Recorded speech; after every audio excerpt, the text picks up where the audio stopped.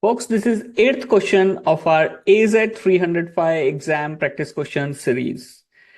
You have an Azure subscription. The subscription has a blob container that contains multiple blobs. Multiple users in the finance department of your company plan to access the blobs during the month of April. You need to recommend a solution to enable access to the blobs during the month of April only. Which security solution should you include in the recommendation? And your options are conditional access policies, certificates, shared access signatures, access keys. You should include shared access signature in your recommendation.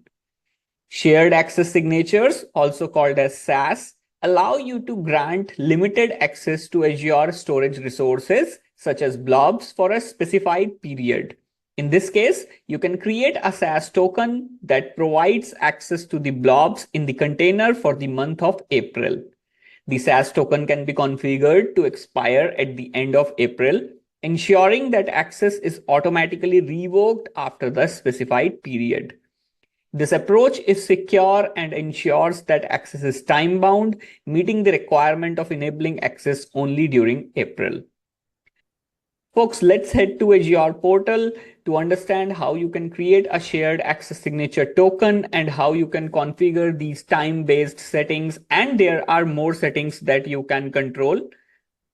So friends, there are two ways to generate a SAS token. Either you can generate a token which gives them access at storage account level, or you can even go a further level down and you can create a SAS token which gives them access at container level. So let's first try to create a SAS token at account level and see what all properties are available. So to create a SAS token at storage account level, in the left blade, if you scroll down, you will see an option shared access signatures. Now, once you are into that menu, then you get a bunch of options. Basically, you can see you can choose which all services are allowed. And the options available are blob, file, queue, or table. So what it tells you is you can limit access to a particular type of service using the shared access signature. For example, you want to give your consumers or customers just access to manage blob storage or queue storage or table storage. So you can do that level of segregation with SAS token. So for this instance, let's just choose blob. Now, allowed service type, you can choose whether you want to give them at an access at service level, or you need to give them access at container level, or you need to give them access at blob level. For this use case, let's select service. Now then comes the next part, which is the allowed permission. Say shared access signature, does it just give them read-only permission, or it gives them write, delete, list, immutable storage, update, permanent delete? These are different type of permissions that are available in the storage account. So you should always follow the principle of least privileged access. So if you are creating a SAS token for a customer who just needs to read blobs, so the allowed permission should just be read. Or maybe you could give them access to upload, which is like write access, and not give them delete.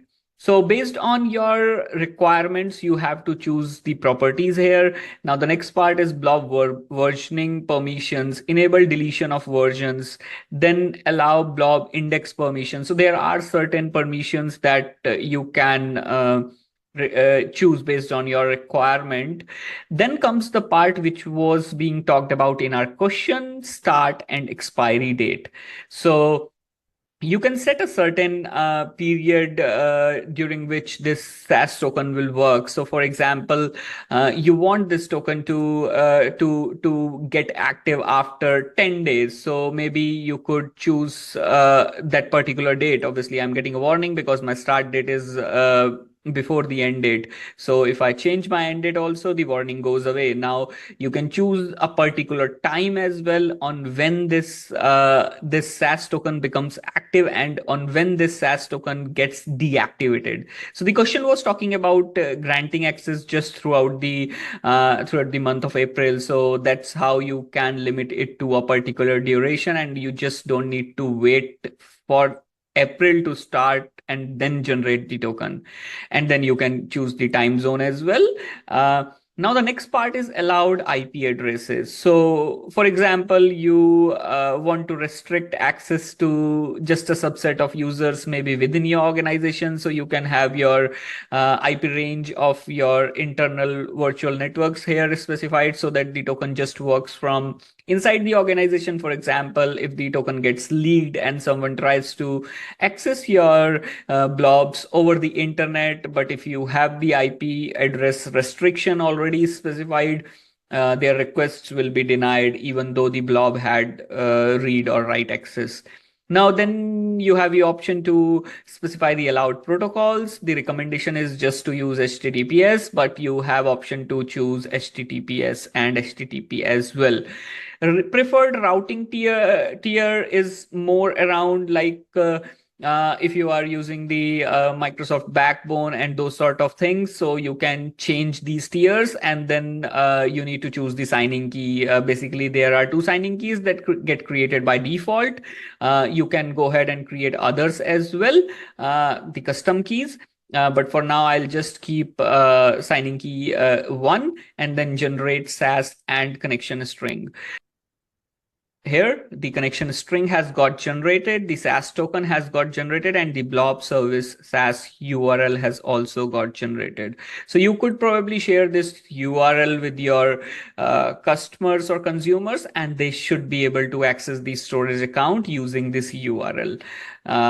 Basically, the blob SaaS URL is just a combination of SaaS token and connection string, so you do not really need to share them separately if you are just sharing the SaaS URL. Now, this is how you generate a SaaS token which gives them access at the storage account level. Here you do have option if you want to limit it to containers, you can select container as well.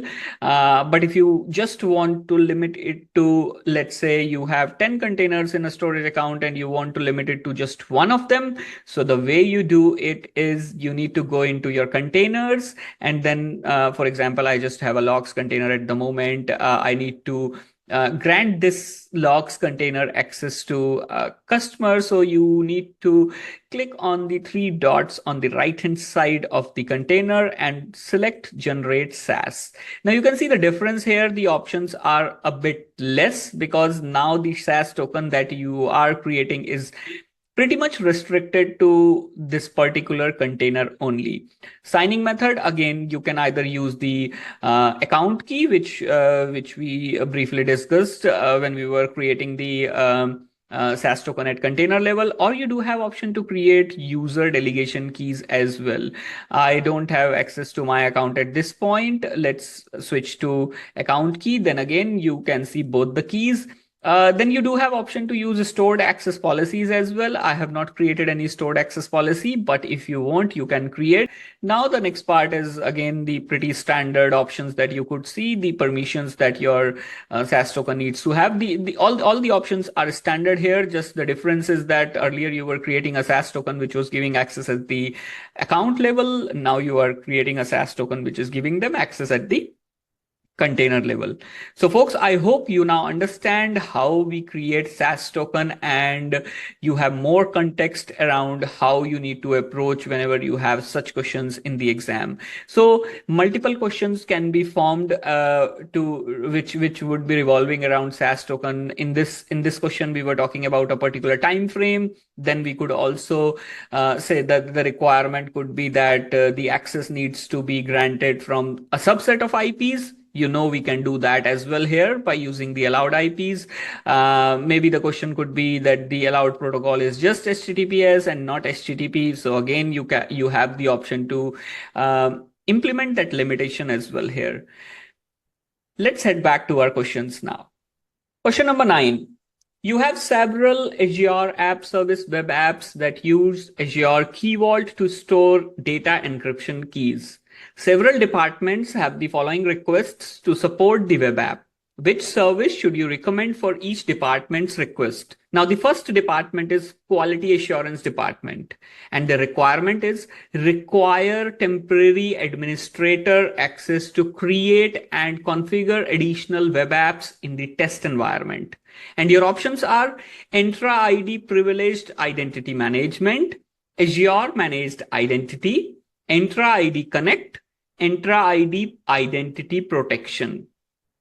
And folks, the correct answer here would be option A, Entra ID Privileged Identity Management. Also called as Entra PIM, allows you to manage, control, and monitor access within Entra ID, including providing just-in-time privileged access to Azure resources with temporary elevation for specific roles like administrator. This fits the requirement for temporary access. Now let's look at the requirement of next department, which is development department. And the requirement from development department is enable the applications to access Key Vault and retrieve keys for use in code. And again, you have the same four options. Now to satisfy this requirement, you should use Azure Managed Identity. Azure Managed Identity is specifically designed to provide Azure services like App Service, virtual machines with an automatically managed identity in Entra ID, allowing them to authenticate against Azure services like Key Vault without the need to manage credentials in your code. Now let's look at the requirement from a third department, which is security department. Review the membership of administrative roles and require users to provide a justification for continued membership. Get alerts about changes in administrator assignments. See a history of administrator activation. Again, you have all those four options. And folks, you should recommend Entra ID PIM in this case as well. Now, Entra ID PIM is designed for managing, controlling, and monitoring privileged access to Azure AD roles, and it allows you to review and manage the membership of administrative roles, require justification for continued role membership, receive alerts on changes in administrator assignments, and view a history of role activation and changes. And this is the reason why Entra ID PIM is perfect to satisfy the requirement of security department. Let's look at next question. You plan to deploy an app that will use an Azure storage account. You need to deploy the storage account. The storage account must meet the following requirements. Store the data for multiple users. Encrypt each user's data by using a separate key. Encrypt all the data in the storage account by using customer managed keys. What two options can you deploy? And your options are blobs in a general purpose V2 storage account, files in a premium file share storage account, blobs in an Azure Data Lake Storage Zen 2 account, files in a general purpose V2 storage account. Folks, two most suited options for the given requirement would be option A and option C. General purpose V2 storage accounts can store data for multiple users effectively, handling large scale applications. It allows for encryption at the blob level, which means you can encrypt individual blobs with different keys managed via Azure Key Vault, and it supports encryption with customer managed keys from Azure Key Vault, giving you control over encryption. Now, Azure Data Lake Storage Zen 2 is specifically designed for big data analytics workloads with a hierarchical namespace, which might be advantageous if you need fine-grained control over data organization and access, particularly in analytics scenarios. It supports a hierarchical namespace, enabling more efficient data management, especially in scenarios involving complex data structure. So friends, if your focus is purely on blob storage with no specific need for hierarchical namespace or big data analytics, blobs in a general purpose V2 storage account is indeed a very suitable and flexible choice. If your workload involves complex data structure or big data analytics, then Azure Data Lake Storage Zen 2 could provide more benefits. So if there is any more requirement added to the three requirements which are already mentioned, then you might have to drill down to just one option. But in our case, the requirement is a bit generic. So option A and option C both satisfy the requirement. Next question. You are designing an Azure governance solution. All Azure resources must be easily identifiable based on the following operational information, which is environment, owner, department, and cost center. You need to ensure that you can use the operational information when you generate reports for the Azure resources. What should you include in the solution? Your options are an Azure data catalog that uses the Azure REST API as a data source, Microsoft Entra ID administrative units, an Azure management group that uses parent group to create a hierarchy, an Azure policy that enforces tagging rules. Friends, this is again one of the simplest questions that you can get in AZ-305 exam. And to ensure that all resources are easily identifiable based on operational information like environment, owner, department, and cost center, and to use this information for generating reports, you should apply Azure policy that enforces tagging values and rules. This is similar to a question we covered in last part of the series as well. So if you still have any doubts, then please post in the comment section and I'll try to address them as soon as possible. You have an Entra ID tenant named contoso.com that has a security group named Group 1. Group 1 is configured for assigned membership. Group 1 has 50 members, including 20 guest users. You need to recommend a solution for evaluating the membership of Group 1. The solution must meet the following requirements. Now, your requirements are the evaluation must be repeated automatically every 3 months. Every member must be able to report whether they need to be in Group 1. Users who report that they do not need to be in Group 1 must be removed from Group 1 automatically. Users who do not report whether they need to be in Group 1 must be removed from Group 1 automatically. What should you include in the recommendation? Your options are change the membership type of Group 1 to dynamic user, implement Entra ID identity protection, implement Entra ID privileged identity management, create an access review. And friends, you should create an access review to meet the specified requirements. Let's understand how each of these requirements is satisfied by using access reviews. Now, access reviews in Entra ID can be configured to repeat automatically, such as every 3 months, which satisfies the automatic reevaluation requirement. Users can be prompted during the review to indicate if they need to remain in the group. This allows every member to report their need to stay in group, which is also called as self-reporting.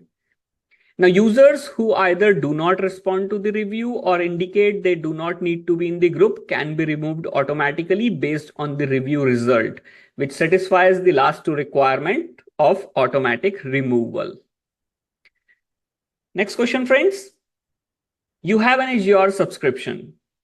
You plan to deploy a monitoring solution that will include the following: Azure Monitor Network Insights, Application Insights, Microsoft Sentinel, VM Insights. The monitoring solution will be managed by a single team. What is the minimum number of Azure Monitor Log Analytics workspaces required? Your options are 1, 2, 3, and 4. Folks, the minimum number of log analytics workspace required in this case would be 1.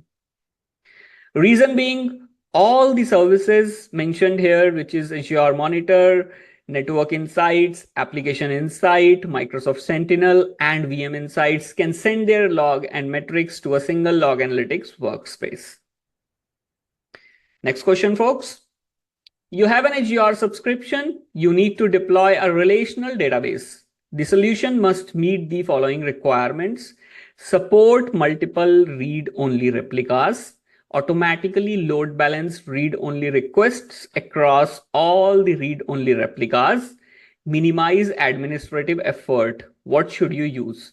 Now, the first part of the question is you need to tell which of the following service you need to choose. A single Azure SQL database, an Azure SQL database elastic pool, Azure SQL managed instances. Now, correct option here is option A, Azure SQL database, as it supports active geo-replication and auto failover groups, which allow for up to 4 read-only replicas, and these read-only replicas can automatically handle and balance read-only workloads. The service is fully managed, requiring minimal manual intervention. Let's now look at next part of this question, service tier. Your options are business critical, hyperscale, or premium. Now, friends, in premium and business critical service tiers, only one of the read-only replica is accessible at any given time. Hyperscale supports multiple read-only replicas, which is one of the requirements. So option B is the correct choice in this case. There is a link on your screen at the moment. If you want to read more about these scaling out things in Azure SQL, then go through the link. So folks, that's all for this part of the series. If you have liked the content, do not forget to hit the like button and leave a comment on this video. I'll be back soon with another part in this Azure Solutions Architect exam practice questions series.